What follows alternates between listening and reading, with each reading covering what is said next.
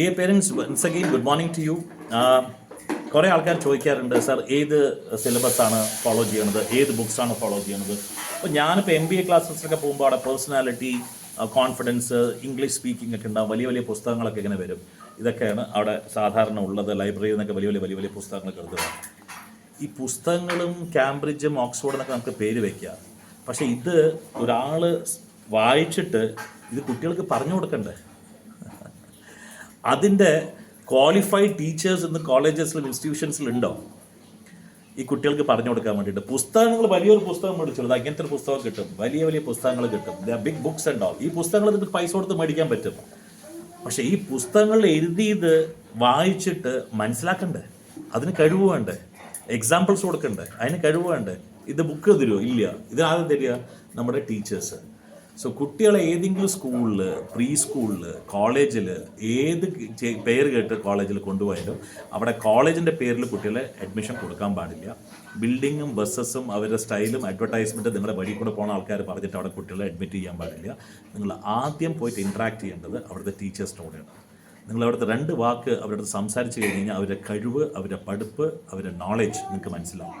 നിങ്ങളുടെ കുട്ടികളെ പഠിപ്പിക്കാൻ പോകുന്നത് ആ സ്കൂളിലെ ടീച്ചേഴ്സാണ്, ആ കോളേജിലെ ടീച്ചേഴ്സാണ്. അവർക്ക് പോളിഷ്നെസ് ഇല്ല, അവർക്ക് എക്സ്പെർട്ടൈസ് ഇല്ല, അവർക്ക് എക്സ്പോഷർ ഇല്ല, അവർക്ക് എക്സ്പീരിയൻസ് ഇല്ലെങ്കിൽ surely it's pure waste of time. നിങ്ങൾ എത്ര വലിയ വലിയ ബുക്ക് കോളേജിൽ വരുത്തിക്കഴിഞ്ഞാലും ഈ ബുക്സോ സിലബസോ ഒരു കോളേജിന് ഒരു ഗുണം തരുത്താൻ പോകുന്നില്ല. Why?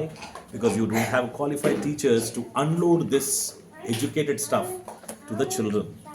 അപ്പോൾ അങ്ങനത്തെ ഒരു കുട്ടികൾക്ക് പറഞ്ഞു കൊടുക്കുക, കുട്ടികളെ ഡെവലപ്പ് ചെയ്യുക, എക്സാമ്പിൾസ് കൊടുക്കുക, ആൻഡ് അതിൽ നിന്ന് റെഫറൻസ് എടുക്കുക, കേസ് സ്റ്റഡീസ് എടുക്കുക.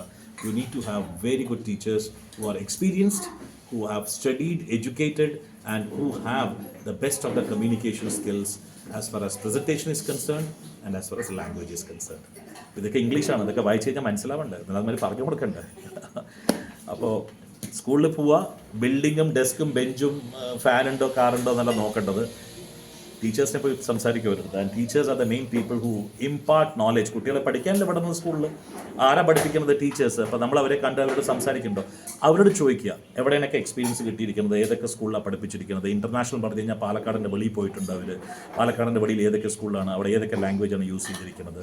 ഇറ്റ് ഈസ് ഓൾ ബ്രിങ്സ് പോളിഷ്നെസ്, അതൊക്കെ ചോദിക്കുക ടീച്ചേഴ്സിനടുത്ത്. അതൊന്നും ചെയ്തിട്ടില്ലെങ്കിൽ നിങ്ങൾക്ക് തീർച്ചയായിട്ടും അറിയാം പഠിപ്പിക്കാനുള്ള ഒരു ക്ഷമത, ഒരു എക്സ്പീരിയൻസും അത് കുട്ടികൾക്ക് ഉണ്ടാവില്ല. So take care, visit school, but first thing when you visit a school is to inquire the experience, expertise and education of the faculty and teachers who are engaging with your children. Don't forget, it's not building, it's not advertisement. Teachers, പോയ ഉടനെ teachers അടുത്ത് വർത്താൻ പറയാം. അവർ വായ തുറന്നു കഴിഞ്ഞാൽ അവരുടെ പോളിഷ്നെസ്സും എക്സ്പീരിയൻസും അവരെന്താ പഠിച്ചിരിക്കുന്നത്, ഇവിടുന്ന് വെളിയിലത്തെ ഏതൊക്കെ സ്കൂളിലാണ്, ഇൻ്റർനാഷണൽ സ്കൂൾസിലൊക്കെ ഏതൊക്കെയാണ് പോയിരിക്കണമെന്ന് അതറിഞ്ഞാൽ മാത്രം നിങ്ങളുടെ കുട്ടികളെ ജോയിൻ ചെയ്യിപ്പിച്ചാൽ മതി.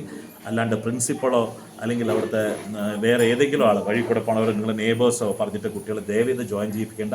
It is your kid. ടീച്ചേഴ്സാണ് കുട്ടികളെ പഠിപ്പിക്കുക, അല്ലാണ്ട് സ്കൂളോ ബസ്സോ ബിൽഡിങ്ങോ അല്ല കുട്ടികളെ സ്കൂളിൽ പഠിപ്പിക്കുക. Thank you. I think I made my understanding very clear. God bless you all.